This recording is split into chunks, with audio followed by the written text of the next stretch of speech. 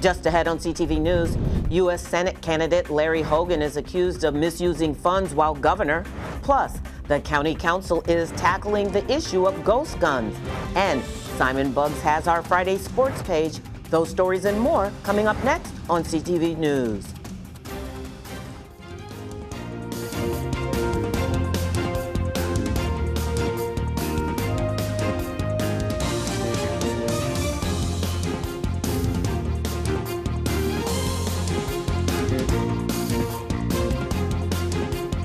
Good evening. This is CTV News for October 18th. I'm Mariah Jalad. Thanks for joining us. Starting with some breaking news that could shake up the Maryland Senate election. According to a Times report, Republican candidate and former governor Larry Hogan made housing decisions during his time as governor that funneled millions of dollars to his family's real estate business. One of those instances included Hogan approving more than $16 million in state funds to develop low-income housing on property owned by his stepmother. Maryland law says officials cannot knowingly participate in decisions in which they or a close relative have an interest. A Hogan spokesman says the former governor had nothing to do with selecting the project. But according to the Times report, several Hogan administration officials said Hogan and his deputies reviewed and approved all awards. And the Maryland State Board of Elections is reminding voters that in-person early voting for the general election begins Thursday, October 24th, and runs through Thursday, October 31st. Polling centers will be open from 7 a.m. to 8 p.m. daily. Voters can register on-site during early voting or on Election Day by bringing proof of residence. Voters can also choose mail-in voting or cast their ballots on Election Day. For more information and a list of early voting centers, visit elections.maryland.gov. And Lyft and Uber are helping voters get to the polls this election season. Riders can get a 50% discount of up to $10 on Election Day on Uber or through Lyft's Voting Access program. A Lyft report says a 1-mile increase in distance to a polling site can reduce turnout by up to 20%. To get the Lyft discount, users can preload the code VOTE24, and the discount will be valid on November 5th between 5 a.m. and 10 p.m. in every time zone. Uber users can use the app's Go Vote tile to book a ride to the polls on Election Day from 4 a.m. to midnight. Now, it's already illegal in Maryland for an adult to give a firearm to a minor. But right now, there is no law barring an adult from giving a minor access to materials that would allow them to make a 3D ghost gun. Councilmember Crystal Oriata has sponsored legislation that would ban adults from giving minors access to the technology. She says her bill would close a loophole in the law. So we've had an uptick of a lot of our juveniles getting their hands on ghost guns. This will make it illegal for any adult to give any facet of the manufacturing technology of printing a 3D gun or any part of a gun to a minor. There's printing software to print parts of a gun, and there's nowhere in the law that says you couldn't give them the code to go print a gun on a 3D printer. And so we want to make sure that even giving them the technology to do it is illegal. The measure was voted out of committee. A public hearing will be held on the measure before a vote. And the county sheriff's Warrant Fugitive Division teamed up with the Prince George's County Police and 7 local law enforcement agencies for a significant operation. This initiative marks the 21st annual National Family Violence Apprehension Detail, held each October in honor of Domestic Violence Awareness Month. The focus: to apprehend individuals with outstanding felony and misdemeanor warrants related to domestic violence, as well as others charged with violent crimes. Officers apprehended 70 offenders and closed more than 80 warrants, including serious charges like first-degree assault, child pornography, and sex trafficking. And the suspect accused of inappropriately touching a woman at the University of Maryland has been identified as a 13-year-old boy. The incident happened on October 6th when a student reported being approached on the 4600 block of College Avenue by a young male who touched her inappropriately before running away. UMD police provided an update yesterday that the suspect was identified as a juvenile male, just 13 years old. Police say he was charged accordingly. And a Maryland man is sentenced to more than 10 years in prison for abusing his teenaged relative. 61-year-old Gary Bellinger was found guilty on child sexual abuse charges based on evidence that he abused a female relative that was 15 years old at the time. Bellinger was sentenced to 10.5 years in prison. And the investigation continues into that dump truck crash in Bowie this morning. This was the scene after that truck was righted. It happened on Route 3 northbound near Maryland 450 around 11 o'clock. Investigators say the single vehicle crash forced the shutdown of one lane and caused delays into the afternoon. No injuries were reported. And a major step to protect renters is now law. The new Permanent Rent Stabilization and Protection Act of 2024 sets clear limits on annual rent increases. County Executive Angela Alsobrook says it addresses the housing affordability challenges and ensures renters aren't hit with steep hikes while allowing landlords to maintain their properties. Under the new rules, most rent increases are capped at 6% per year, and for age-restricted senior housing, the limit is set at 4.5%. There are exemptions to the law. These exemptions can be found on the county website, mypgc.us/rent protection. And the White House glowed pink early this morning in honor of Breast Cancer Awareness Month and National Mammography Day. The pink lighting serves as a powerful reminder of the importance of early detection and continued efforts to fight the disease. The White House emphasized its commitment to supporting those affected by breast cancer and to raising awareness about life-saving screenings like mammograms. Breast cancer remains one of the most common cancers among women, with early detection key to improving survival rates. And you're watching CTV News. I'm Mariah Jalad. Still to come. Bowie State University increases its security measures for its homecoming weekend. I'm Katara Jones. I'll tell you all about it coming up on CTV News.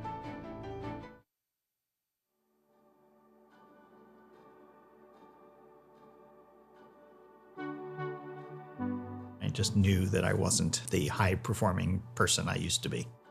Pieces of my past are being erased. I was lucky. We caught this at the very earliest stages. I hope that my story can give other people hope. There is life to be lived. Increasingly, there will be treatments. We need to invest even more in research and finding treatments and cures.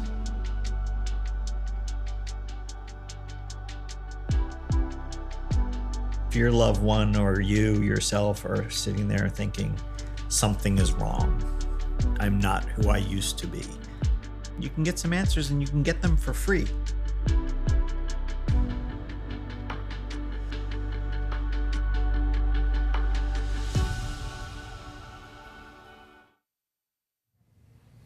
Youth tobacco use in the U.S. has dropped to its lowest level in 25 years. That's according to new data from the 2024 National Youth Tobacco Survey. The CDC reports that 2.25 million middle and high school students used tobacco products in 2024. That's down from 2.8 million in 2023. The decline is largely due to a significant drop in e-cigarette use, but health officials warn there's still work to be done as over 2 million students continue to use tobacco.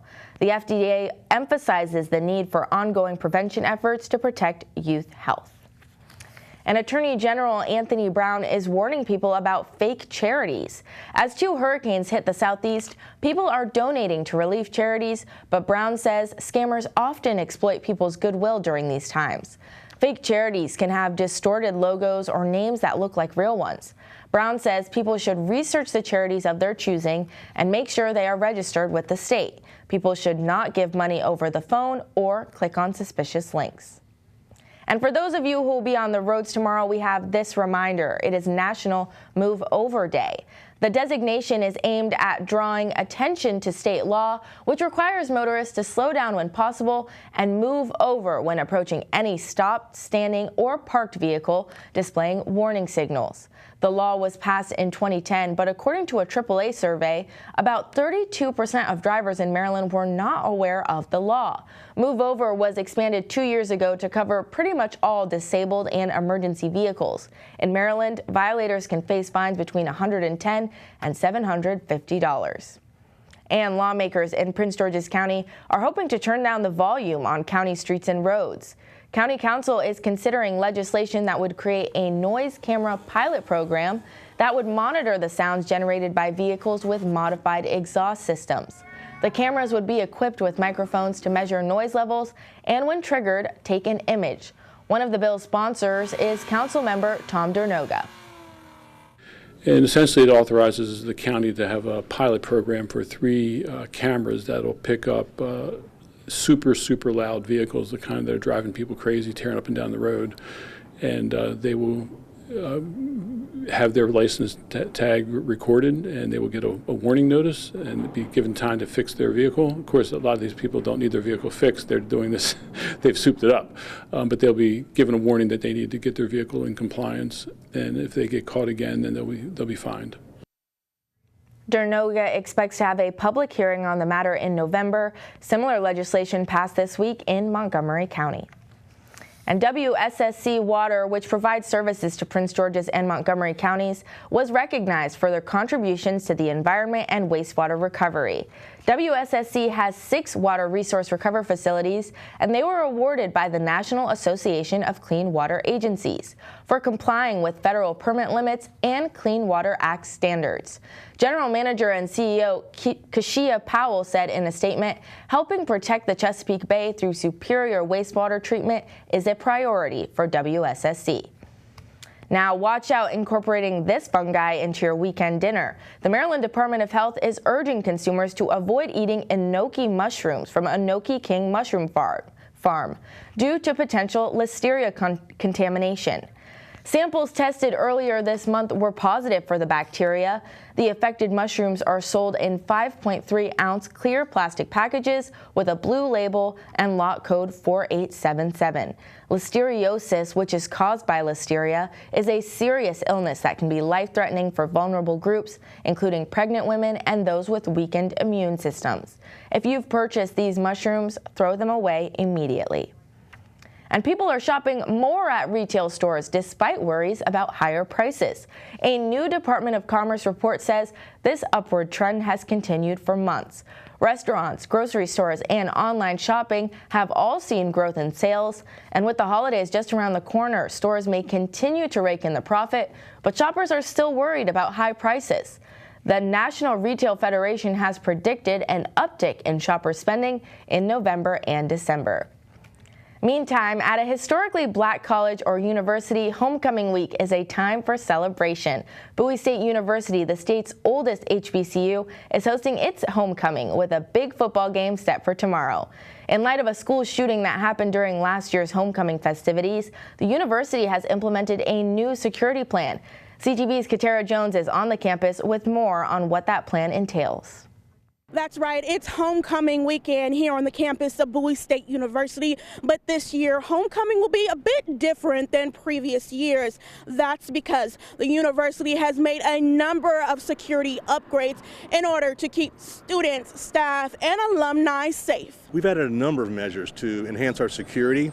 One, we've added 315 cameras on campus. With hundreds of people expected to flock to Bowie State University for its homecoming festivities, the university created a new security safety plan, which includes more than 300 cameras across campus, metal detectors, weapon detection equipment, license plate readers, and lighting towers. A number of law enforcement officers will be here as well, in addition to our own campus police force. It was a year ago when 2 people were shot outside of the College of Business and Graduate Studies building during BSU's homecoming festivities. School officials want to avoid another incident like that from happening. We wanted to make sure this year that people could come, families, children, alumni, anybody who wants to come on campus, they could come and feel safe. So we want to ensure safety for the public and definitely for all of our campus students who live here and come here every day.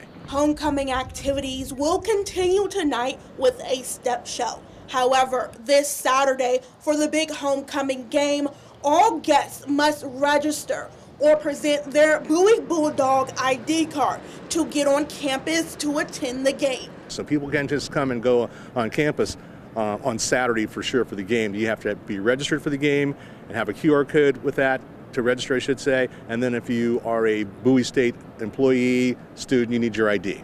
School officials say students and visitors can report any sort of suspicious activity they see on campus to BSU Police. That number is 301-860-4040. Katara Jones, CTV News. Thanks, Katara. Meantime, Governor Wes Moore will be a part of Bowie State University's homecoming parade, which is set for tomorrow at 9 a.m. The Grand Marshal for the parade is reality TV star Trina Braxton from the hit show Braxton Family Values. And after the break, we speak to cybersecurity expert Dr. Kellop Charles on how artificial intelligence may be a threat to the upcoming presidential election. Don't move.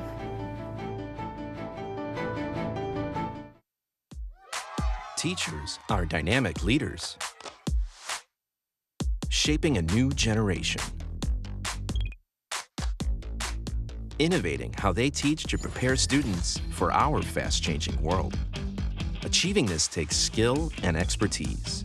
They're tireless explorers, creatively discovering a universe of solutions, telling stories, experimenting, inspiring, mentoring, connecting cultures, and connecting with each other, leading by example.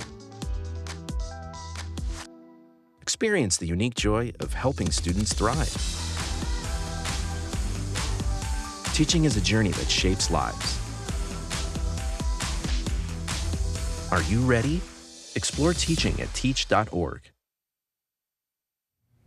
Welcome back. Today marks 18 days until Election Day, and one topic that can't be ignored is artificial intelligence. AI's role in shaping the public's perception of candidates can have an influence on voters' decisions as they head to the polls. The misuse of AI through misinformation and deepfakes has been alarming for both candidates and voters. In the studio today to talk about some of these growing concerns is cybersecurity expert and educator Dr. Kellop Charles. Thank you so much for being here with us. Thank you for having me. So I wanted to talk about, as online users and voters, what can we do to notice misinformation, notice AI? What should we be looking out for?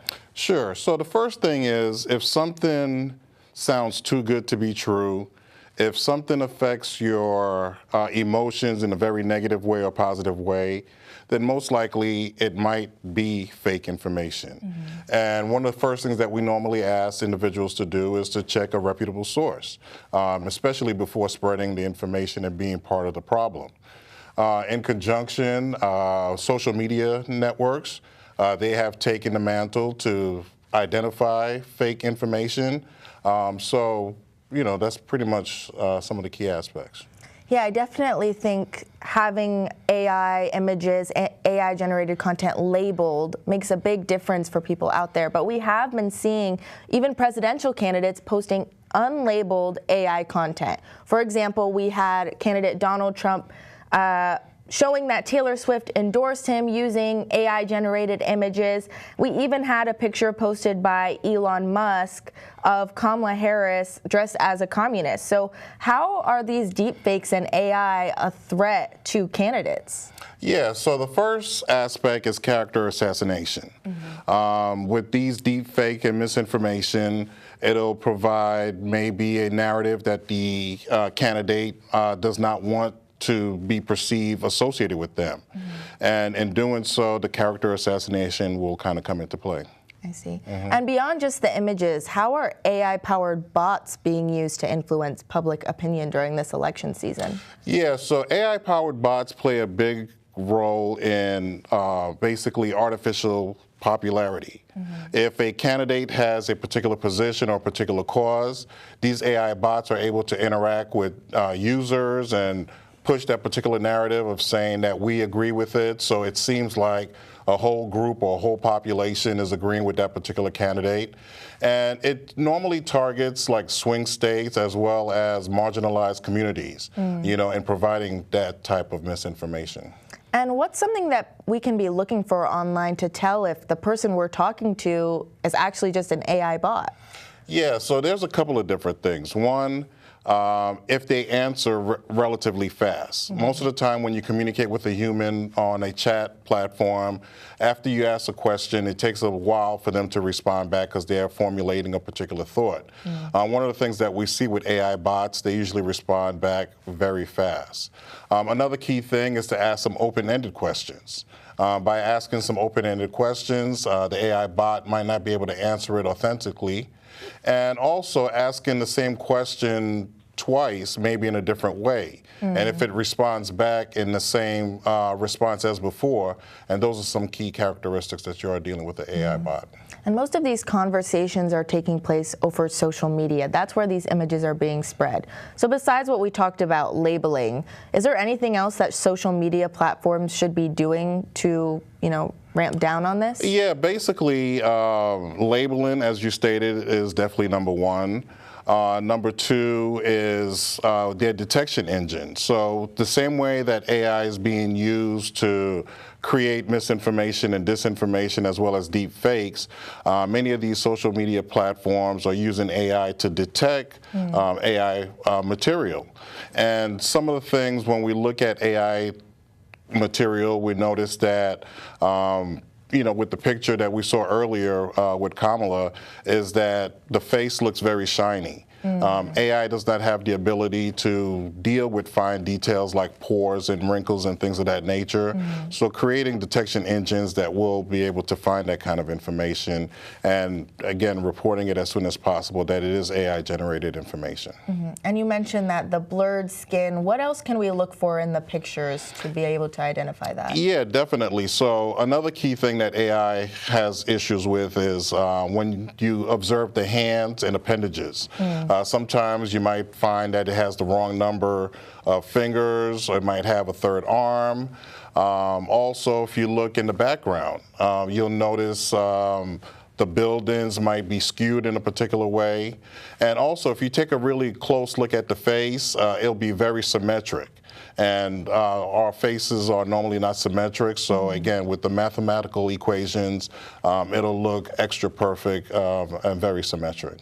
All right. Well, thank you so much for answering my questions, Dr. Kellep, and for being here with us today. No problem. Thank you. Thank you. All right. Now, sports fans, don't go anywhere because Simon Buggs has the Friday Sports page after this quick break.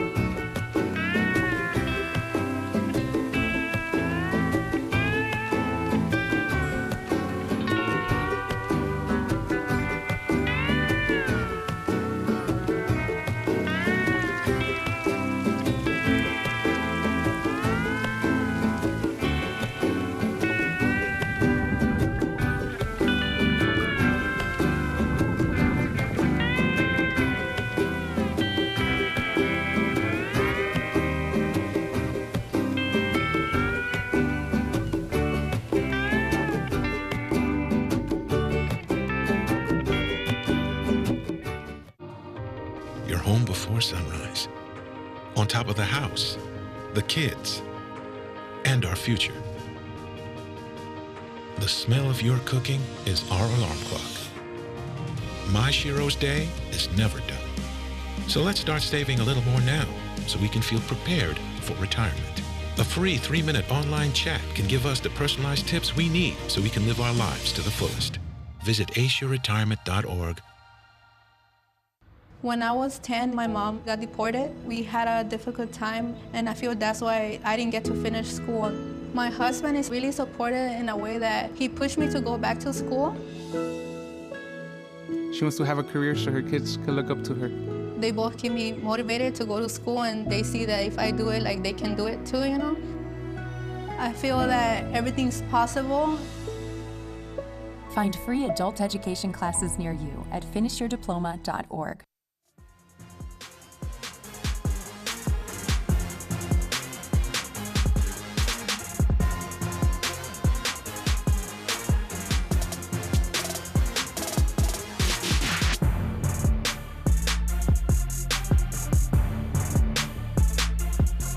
on, everybody? It's time for your Friday Sports Page. We begin with some volleyball news as the Flowers High School team is in the midst of another stellar season. The Lady Jaguars are currently 12-1 so far this season and have big goals this year as they are trying to make it to the county championships. And head coach Byron Ware told me what he feels like the team needs to work on in order to turn those dreams into a reality. We're just going to need to work with a little bit more speed. We're kind of slow in some respects. The kids have a lot of skill, but we don't always show that on the court. So we're going to work on a lot of speed, drill on a lot of plays, attack, fakes, things that we haven't always shown this year. Flowers will take the court next against Wise on Monday. Now, Terps fans, I know you can't wait for the start of basketball season. Merlin will be looking to make some noise in 2025 as they are not lacking in talent due to the returning players they have, but also because of some new faces as well. CTV Sports caught up with head coach Kevin Willard, and he feels optimistic about his team having a bounce-back year. This group has been very focused since they got on campus, technically June 1st. They've worked hard to get to know each other. They've worked hard to kind of get to know each other's games. They're very focused. The returners, Julian, Deshaun, are very focused on the fact that we know that we had a very disappointing year last year. Very, very below what our goals and expectations were. And I think this group has, from day one, been very focused on making sure that everything that we're doing is to make sure that we have as good a year as possible. The team will face off against Manhattan to start the season on November 4th. Meanwhile, the Washington Commanders will be in action this weekend, taking on the Carolina Panthers. The Panthers are struggling this season as they are currently 1-5 and in last place in the NFC South. Now, Commanders fans may think this game should be an easy win, but if the team wants to bounce back from their loss against the Ravens last week, Washington has to try and contain that rushing attack.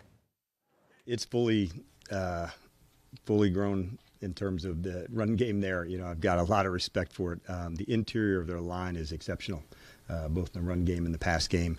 But you see the yards per carry, and so they do a nice job of the run game, the play pass. I think the addition of Andy, has leveled out some of the things there. But those are some things that jumped out to me was the strength of their run game, their ability to cut it back. I was certainly impressed in studying them. I'm not surprised by Dave and the staff that he put together that that's a strong part for them. Kickoff is on Sunday at 4:05. Come on, y'all, let's get this dub. And the Commanders legend will be honored at the game as 7-time Pro Bowler and Hall of Famer Darrell Green will be getting his jersey retired. The former All-Pro spent his entire 20-year career donning the burgundy and gold and helped lead the team to 2 Super Bowl championships. Congratulations, Darrell, on this amazing milestone. You certainly deserve it. And finally, the Terps football team will be taking the field this weekend. Maryland will match up against Big Ten newcomer USC tomorrow at 4 o'clock. And that wraps up your Friday Sports Page. So what else are you looking for from the Commanders this weekend to beat the Panthers? Well, 2 things, Mariah. First, the Commanders' rushing defense isn't very good. So if B-Rob can come back, Brian Robinson combined with Jaden Daniels, his running ability, Austin Eckler, Jeremy McNichols, if we can have a little bit better of a running game than we did last week, that should help us take care of business on Sunday. And also, I want to make sure this team doesn't play down to the competition. Panthers coming in at 1-5. The Commanders may think this can be an easy win, but if we keep our foot on the gas pedal and play well on all phases of the ball, we should be able to come out on top on Sunday. All right, I'm excited to see Sunday football. Now let's get a look at our 3-day weather forecast. Tonight we're going to cool down and reach a low of 41. Tomorrow it's going to be sunny with a high of 71. Sunday will also be nice and clear with a high of 73 and low of 46. Monday we get a nice start to the work week. We'll reach a high of 76 degrees. And for our community calendar, tomorrow morning, Bowie Volunteer Fire Station 39 is hosting a Fire Prevention Day open house. The fire department will be offering operational demonstrations, fire safety information, and fun activities for the whole family. Residents are encouraged to meet the men and women of the department and learn how you can serve the community. The event takes place from 11 to 3. For more information or questions, email info@bowiefire.org or contact 301-809-0122. And that wraps up CTV News for now. Thanks for joining us. We'll see you again on Monday. Good night. Good night, everyone. Have a great weekend.